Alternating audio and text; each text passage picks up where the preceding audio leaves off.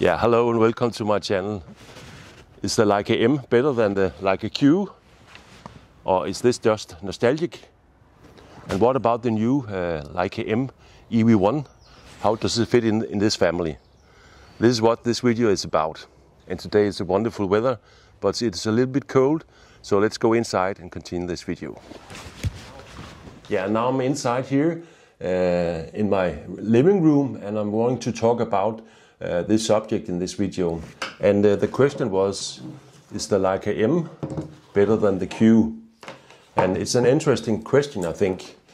If you look at Leica, they promote the Leica M as the flagship and the best camera they ever made.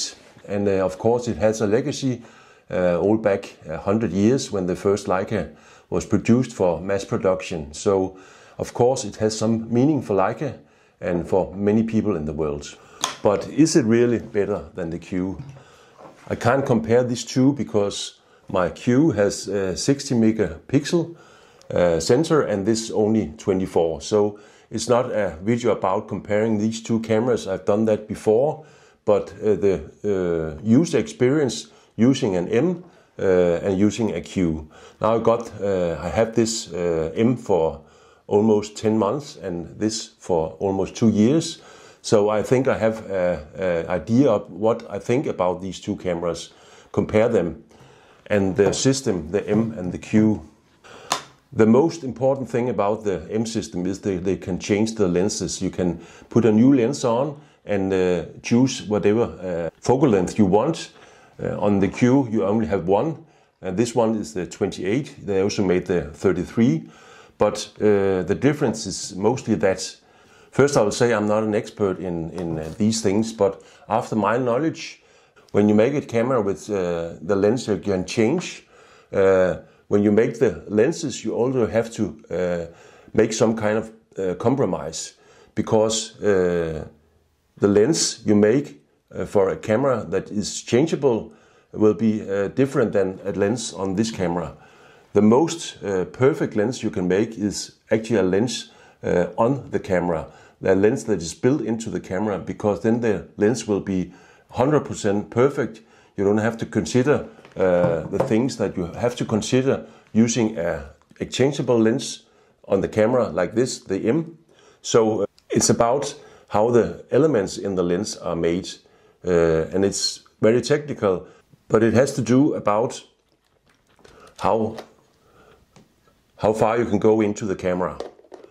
So there are something they have to consider when they're making lenses for the M camera and the SL camera, not when they make the Leica Q cameras.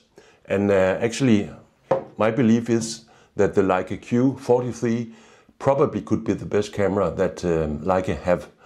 It's a fixed lens, and the lens on the Q43 is one of the best lenses they ever made. And compare these two things. I never tried a Q43, but my conviction is that this is an extremely good camera, and you can make very good quality pictures or photographs with this camera.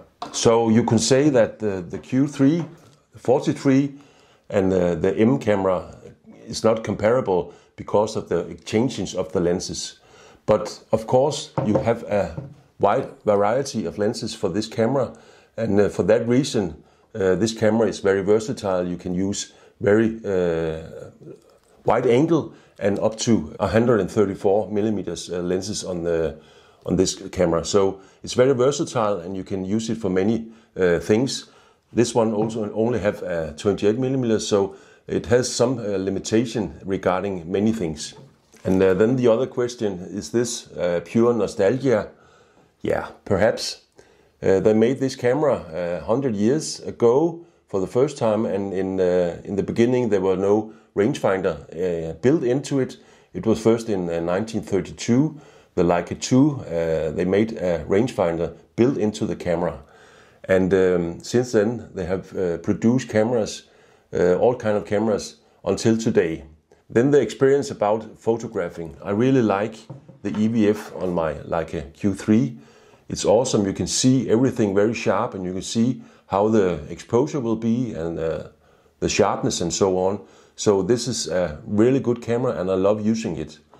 But when it comes to the experience of photographing, I prefer this M camera.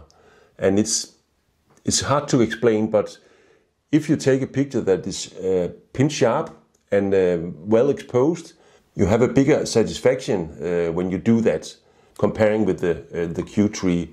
And that's because this camera is not easy to use. You have to practice, you have to learn it, you have to be better to use this camera, the Leica M. And when you do that, you get the experience, you feel connected to this camera. Because it's a tool, it's not an easy tool, but when you master it, you feel a very great joy and satisfaction in the work you're doing. That's at least my opinion and my experience after I got my Leica M. So for me, this is a camera that gives me challenges. It challenges my creativity and my technical skills, and I really love using this. I only have one lens on, and I never tried other lenses on this camera, and that doesn't matter anything for me, because the Q3 also have only one lens. So for me, it's not about the versatility in this camera system. It's the build and the experience that you have when you're using this camera. This one I use for many other things. Example, my long exposure. This is perfect for that, especially because I can go down and I have this flip screen, so I can see down when I'm photographing. And that's very good when I'm making my long exposure. And beside that, there's something in this camera that I can do about the exposure that I can't do on this. Perhaps on the Leica M11, I don't know, I never have it. But I don't use this for long exposure, only when I make my intentional camera moving videos or pictures. I use exposure about 15 or an 8 of a second with an infrared filter on.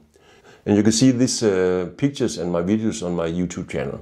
So yes, there's a lot of nostalgic in this camera, and that's one of the reasons why people are still using it and want to pay a lot of money for such a camera. As I said before in some of my videos, if you are a beginner in photography, I probably will recommend a Q camera. It's awesome. You can have it on auto.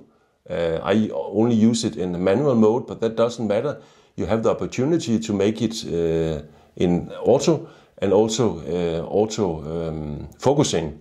This one is only manual in focus, and I only use my aperture. It's also manual, and sometimes I use my shutter speed in shutter speed priority. Then I have a certain span in how I want my photograph exposed. So what about the new camera, the Leica M EV1? Yeah, I will say it's a combination between these two cameras.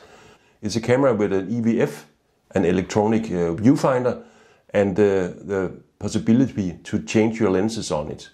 So for that reason, it's probably a good camera. I never used one, but for me, I was a little bit surprised when Leica announced this camera, because I thought, well, this is the end of the M. And luckily, Leica has announced that they will continue producing the M series as they always have, and the Leica M EV1 will only be addition to that. I must admit, I can't really see the reason for making this camera. When you see videos about it, reviews, most of the reviews I've seen talks about the possibility to change the eyesight here. If you have bad eyes, you can change it so you can look clearly into the camera here, and it's the same on this Q3.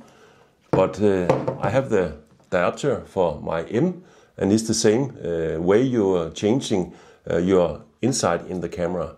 So you just have to buy a diopter for this, and then you're good to go. For me, it was I couldn't really see sharp in the viewfinder when I got it, so I got this. I think it's 1.5 plus, and it's very perfect, and it suits me very nicely. So I think I'll never buy the Leica M EV1.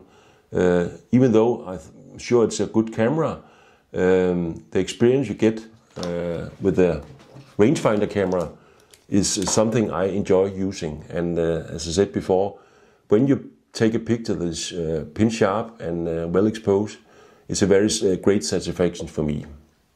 So my conclusion will be, no, Leica M is not a better camera than Leica Q system. But they are two different kind of cameras, and you actually can't compare them. Of course, the lenses are good on both of these, but on the Q you have a lot of features that you don't have on the M system, at least not on this one. And for me, the experience photographing with the M is the best thing I can achieve as a photographer. So, as I said before, if you're a new beginner, choose the Q, and if you are a little bit more experienced, choose the M and learn how to use it. And then I'm sure you'll be very happy using the M system in the future. Yeah, so this was all for now. I hope you enjoyed this little video. And if you like it, please give it a thumbs up and consider subscribing to my channel. That will mean a lot to me. And then I hope to see you again on my next video. Bye bye. Take care.